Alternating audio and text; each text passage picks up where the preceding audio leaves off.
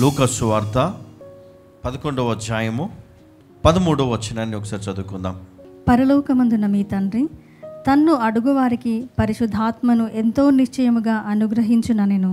పరిశుద్ధాత్మ, ఒకసారి అందరం చెప్దామా? పరిశుద్ధాత్మ. ఈ పరిశుద్ధాత్మలో బాప్తిస్మం. చూడండి, పరిశుద్ధ గ్రంథంలో మరి పరిశుద్ధాత్మ తండ్రి అయిన దేవుడు మరి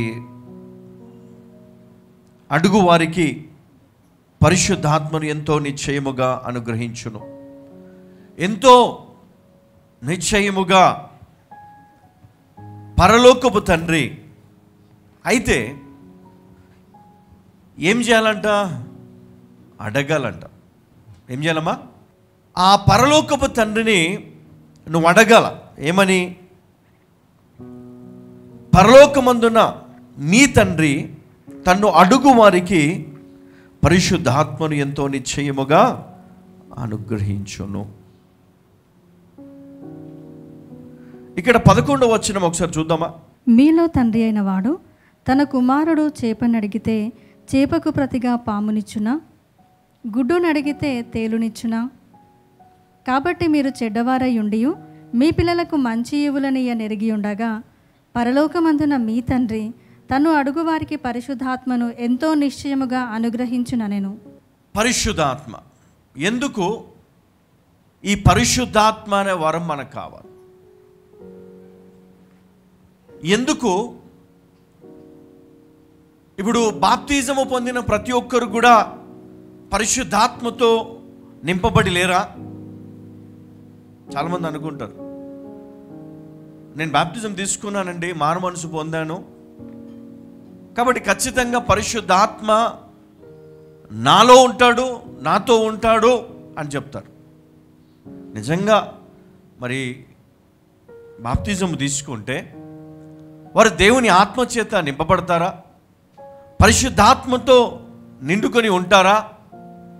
ఒకవేళ ఈ పరిశుద్ధాత్మతో మనము మరి నింపబడి ఉంటే మన లోపల కొన్ని గుర్తులు కనబడతాయి. ఏంటవి అంటే, మనము గలతీ 5:22 వచనాన్ని ఒకసారి చూద్దాం.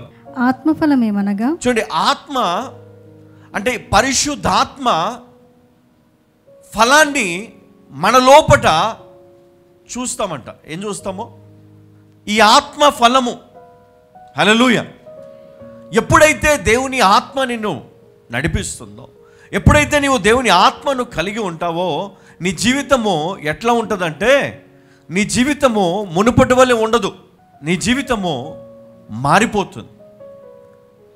నీ జీవితము మారిపోతుంది. ఎలా మారిపోతుందంటే, నీ జీవితములో ప్రేమ అనేది కనపడుతుంది. ప్రేమ అంటే అది అవసరానికి వచ్చే ప్రేమ కాదు.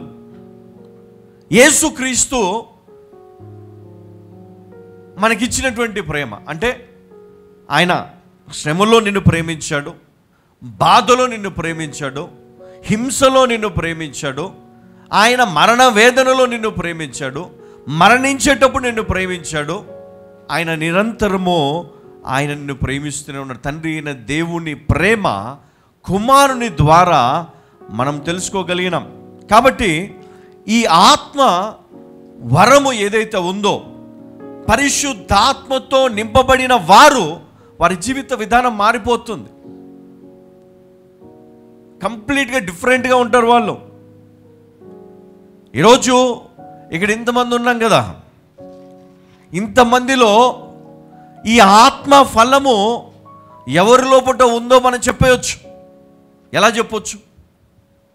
వారి జీవిత విధానం, వారి ప్రవర్తన, వారి మాట, వారి క్రియలు, వారి జీవితం చూసి మనం చెప్పొచ్చు. ఏమేమి ఉన్నాయమ్మా ఆత్మఫలం అనగా? ప్రేమ, సంతోషము, సమాధానము, దీర్ఘశాంతము, దయాళుత్వము, మంచితనము, విశ్వాసము, సాత్వికము, ఆశా నిగ్రహము, మరియు యేసు కొరకు మరణించాలనే కోరిక వారిలో ఉంటుంది.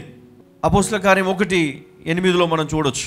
అయినను పరిశుద్ధాత్మ మీ మీదికి వచ్చినప్పుడు మీరు శక్తి నొందెదరు గనుక మీరు యెరూషలేములోను యూదయ సమరయ దేశముల యందంతటను భూదిగంతముల వరకును నాకు సాక్షులై యుందురని వారితో చెప్పాను. ఎప్పుడు మీరు పరిశుద్ధాత్మతో నింపబడినప్పుడు మీరు శక్తి చేత నింపబడతారు. హల్లెలూయా. శక్తి ఎప్పుడైతే ఈ శక్తి నీ లోపల వస్తుందో నీలో ఉన్నటువంటి భయం పోతుంది. ఏం పోతుంది? నీలో భయము నిన్ను విడిచిపోతుంది, పిరికితనము వెళ్ళిపోతుంది. అంటే కొట్లాడడానికి కాదు, వాక్యాన్ని బోధించడానికి 10,000 మందిలో కూడా నిలబడి ధైర్యంగా సాక్ష్యము చెప్పడానికి. ఎవరైతే సాక్ష్యం చెప్పడానికి భయపడతారో వారిలో దేవుని ఆత్మ లేదు. ఉంటుందా? లేదు. నువ్వు చెప్పలేవు, పిరికి, భయము, సిగ్గు. కానీ దేవుని ఆత్మ కలిగి ఉన్నవారు ఖచ్చితంగా వారు ధైర్యంగా లేచి 1000 మంది కానీ 10,000 మంది కానీ 1,00,000 మంది ఉన్నా అక్కడ నిలబడి ధైర్యంగా సాక్ష్యం చెప్తారు. ఎందుకో తెలుసా? ఈ ఆత్మ ఏం చేస్తాడంటే దేవుని మహిమపరుస్తాడు. హల్లెలూయా. దేవుని మహిమపరుస్తాడు. ఎలా? నీలో ఉండి దేవుణ్ణి మహిమపరుస్తాడు. హల్లెలూయా. అందుకే ఈ ఆత్మ చేత నింపబడిన వారు మరి ఆత్మ ఫలము అనేది వారి జీవితంలో మనం చూడొచ్చు. ఒక చెట్టుని మనం చూసినప్పుడు అది ఎప్పుడు మరి ఆ చెట్టుగా గుర్తిస్తామంటే ఫలము ఇచ్చినప్పుడే కదా. మరి ఆ విధంగా ఆత్మ నీలో ఉన్నప్పుడు, ఆత్మ నీ మీదకి వచ్చినప్పుడు నువ్వు ఈ విధమైనటువంటి ఫలాన్ని కలిగి ఉంటావు. ఏంటది? ప్రేమ, సంతోషము, సమాధానము, దీర్ఘశాంతము. అంటే దీని అర్థం ఎవరికి తెలియదు చాలామందికి. దీర్ఘశాంతం అంటే నీకు బాధ చేసినా, ఇబ్బంది వచ్చినా, నిన్ను కొట్టినా, తిట్టినా శాంతి వహించి ఉండడం కదా. కొంతమందికి అది సాధ్యమవుతుందా?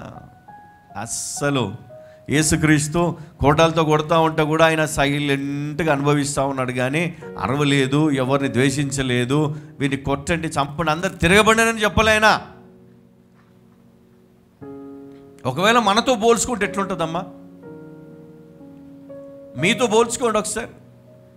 దీర్ఘశాంతము కలిగిన వారుగా ఉంటారా మీరు?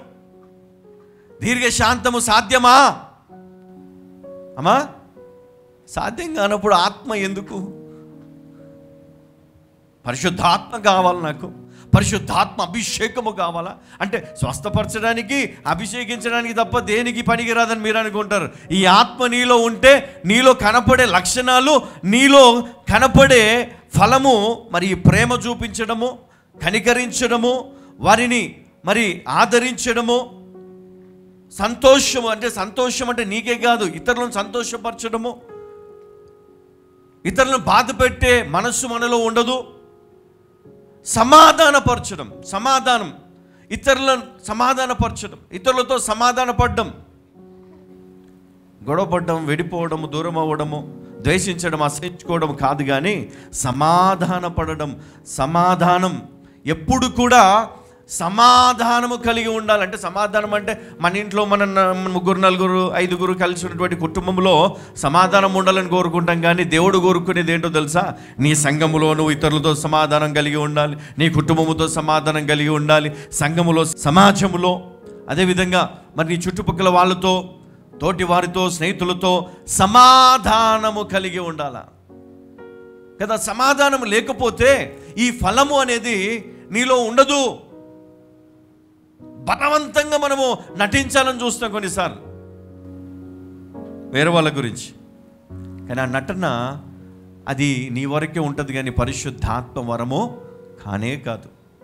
ప్రేమ నువ్వు నటిస్తావు, కానీ అది నిజమైనటువంటి దేవుని వరము కాదు. దేవుడు ఇస్తే ఎట్లా ఉంటుందంటే అది యథార్థంగా ఉంటుంది, దేవుని ఆత్మచేతని. అందుకని అడగాల, దేవా నాకు డబ్బు కాదు, నాకు ఆస్తులు కాదు, ముందు నాకు కావాల్సింది ఏంటో తెలుసా? ఈ ఆత్మఫలము కావాలా దేవా, నాకు పరిశుద్ధాత్మ వరము కావాలా. హల్లెలూయా.